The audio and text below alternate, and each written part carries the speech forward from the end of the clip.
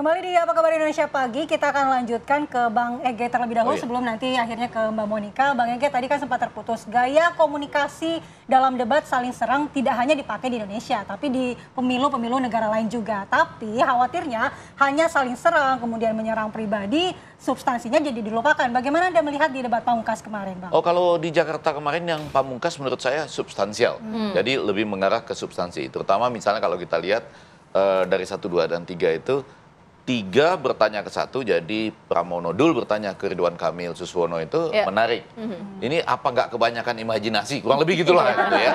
Ya, sayangnya pertanyaannya lebih pada IKN.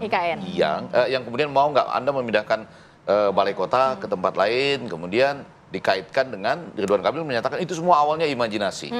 IKN itu imajinasi. Gitu, ya. Dan, akhirnya disangka lagi, Pram lebih saya lebih banyak terlibat. Cuma kalau saya sebagai warga Jakarta makin bingung. IKN dan Jakarta ini sekarang kan nggak bisa dibedakan dalam arti apa ibu kota kita sekarang coba? Iya. Apa ibu kota kita sekarang? Indonesia tanpa ibu kota pada hari ini. Pada hari saya ngomong ini, Indonesia tanpa ibu kota. Jadi itu serangan substansial, tapi bagi warga Jakarta nggak terlalu penting. Ya kan, apakah kita masih ibu kota apa IKN yang ibu kota? Saya bilang gimana Jakartanya nantinya. Nggak bisa jawab itu. Tapi yang dari Ridwan Kamil ke Pramono Dul penting sekali serangannya. Khususnya bagi warga Jakarta yang terancam pengangguran. Penggusuran.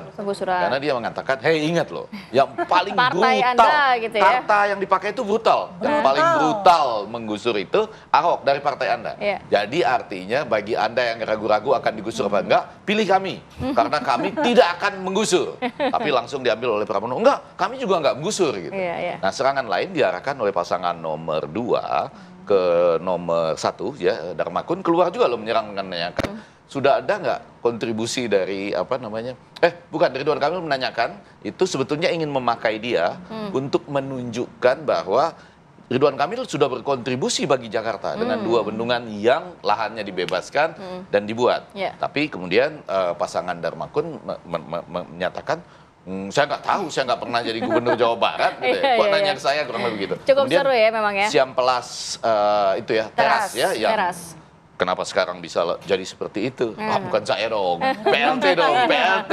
Gitu. Dan saya rasa itu akan dipakai di banyak debat sebelum tanggal 23 tuh di daerah Sebelum lain. kita masuk ke dalam survei bagaimana pengaruhnya dari 3 debat ini kepada elektabilitas, tapi saya mau ke Mbak Monica. Mbak Monica tadi kan beberapa part yang sudah disinggung begitu ya, terkait penggusuran dan lain sebagainya, tapi kan juga ada part mengenai banjir dan lain-lain. Nah, ini apa yang bisa ditangkap dan juga disoroti oleh Mbak Monica, khususnya segmen yang mana sih yang paling terlihat nih emosinya kayaknya cukup menarik disoroti? Oke, pada saat di segmen 4 dan 5 ini mereka berusaha menggunakan momen walaupun kadang-kadang nggak masuk akal gitu ya. Seperti apa tuh Mbak? Contohnya adalah banjir kiriman dari Bogor. Ditanyakan oleh Ridwan Kamil ya kepada Dharma gitu ya. Dari Rano kepada Dharma gitu ya.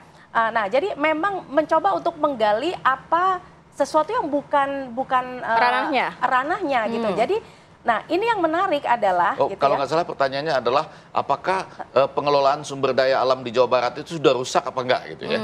Banjir kiriman dari Bogor. Nah, mengenai itu.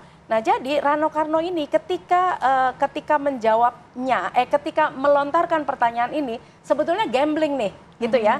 Karena apa? Dilihat dari emosinya yang muncul ketika mengajukan pertanyaan ini, ya. Ini adalah satu disgust, jadi artinya jijik sekali dengan hal ini, begitu ya. Terus kemudian ada fear juga, gitu. Baru agak-agak kemudian takut diikut, gitu ya. Jadi ini kira-kira pertanyaannya matching atau enggak, gitu kan ya. Nah, kemudian ini justru malah dijawab oleh Dharma dengan memang anger karena ini bukan dalam ranahnya kapasitasnya, tetapi anger karena bukan dalam kapasitasnya, tetapi juga diikuti dengan yang presentasenya lebih besar adalah happy. Jadi ya mungkin ya ini momen di mana dia untuk mengatakan sesuatu yang bukan ranahnya juga, tapi dengan cara yang mungkin akan menaikkan lah, begitu ya. Nah, terus kemudian saya melihat lagi tadi yang disampaikan oleh Bang Ege ini mengenai penggusuran gitu ya. Ini penggusuran ini kan dari RK ke 03 ya. Ini 45% ketika mengatakan hal tersebut memang diliputi oleh kemarahan gitu ya. Responnya gimana dari Mas Pram?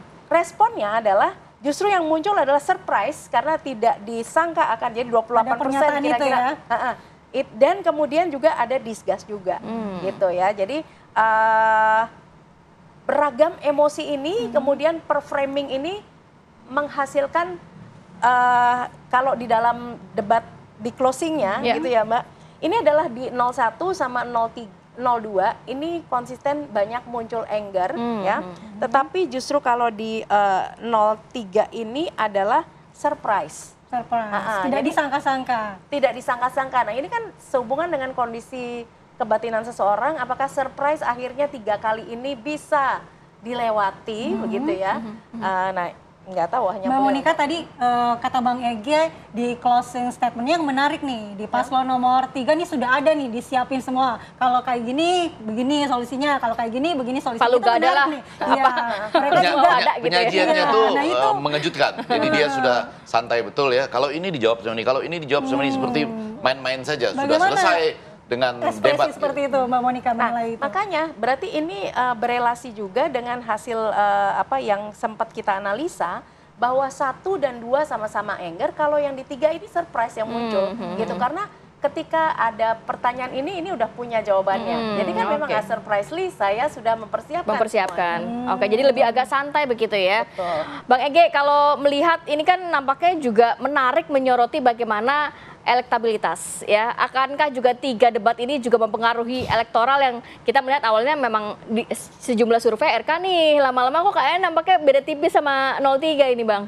Ya, di Jakarta menjadi menarik ya, survei saling ada yang menafikan, ada yang mengundurkan diri dan lain-lain sebagainya lah. Ya. Ini babak baru dalam dunia elektabilitas kita. Tapi kembali saya mengingatkan, mungkin TV One, saya waktu itu ada di situ, yang paling pertama mengumumkan siapa yang menang di Pilkada Jakarta 2017. Ya. Saya ingat betul 1431, saya ada di Pulau Gadung, sebelah kanan Quick ada count ya waktu itu ya? Ya, 1431 ya, Burhanuddin Muqtadi di kanan, EF Saifullah Prato di kiri, ada pembawa acaranya Indriarto masih waktu itu, dan setelah baru masuk 35%, quick count, ditanyakan ada yang berani memprediksi, saya berani mengatakan Jakarta punya gubernur baru 2017. Nah, ada 4 poin pada waktu itu ya, menyangkut elektabilitas. Yang pertama pasti pesona dari pasangan, calon kepala daerah dan calon wakilnya. Yang kedua kerja dari mesin-mesin Partai. Yang ketiga, di Jakarta khususnya ulama juga menentukan pada waktu itu FPI dan teman-temannya ya, banyak lagi lah yang lain. Kemudian Jackmania, Anda suka atau tidak suka, itu angkanya kurang lebih 2,5 juta. 4 faktor itu juga menentukan di 2024 kah? Kalau ini iya, dalam konteks 4 faktor ini, menurut saya sudah menemukan algoritma rasanya. Sekali lagi, algoritma rasa apa sih Bang sebenarnya? Itu artinya gini, orang itu lepas dari melihat ini, membaca, kita jalan ke sini aja banyak poster, lalu mungkin ada sesekali dengar kampanyenya, debat dan lain-lain, menimbulkan sebuah perasaan nih. Sekarang ini bukan lagi rasionalitas itu berpadu, tapi ujungnya kan perasaan. Mau datang ke TPS apa enggak, milih apa enggak. Gitu. Semakin banyak era media sosial, semakin banyak perasaan yang main. Isinya makin kacau loh sebetulnya gitu ya. Nah, saya mau mengatakan 4 ini tetap bermain, tapi yang paling menarik riset kami ya, kualitatif di banyak daerah itu jelang pilkada, yang mau menerima sesuatu untuk menentukan pilihannya di banyak daerah di Indonesia itu 90% sekarang. Yang mau menerima sesuatu. Menerima. Untuk kemudian mengubah atau menentukan pilihannya. 90%. Cukup besar ya? Sangat besar berarti? Besar. 90%? Ya, di berbagai daerah termasuk di Indonesia. Jakarta yang dipikir biasanya rasional orang-orangnya? Litbang Kompas. Warganya? Litbang Kompas pernah melakukan penelitian, 58% mau. Iya, karena lebih bervariasi warga di DKI. Iya, orang beranggapan mungkin paling rasional, paling terjangkau media gitu ya. Atau bisa berkampanye langsung. Nah, yang ingin saya katakan, kalau angkanya elektabilitas menurut Kompas yang terakhir, saya pegang yang dibiayai oleh sendiri aja lah, Kompas ya terakhir itu. Kalau yang lain saya nggak tahu dibiayai siapa gitu. Antara 34 dan 38%, tapi masih dalam margin of error 4,6%.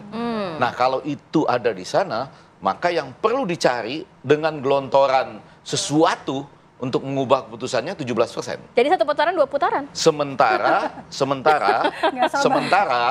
yang pasangan kedua yang kita harapkan juga tampil baik itu, menurut saya nggak berhasil keluar dari angka 3, 4, 5. Maaf loh kalau nonton ya, masih ada beberapa hari lagi buat ngejar.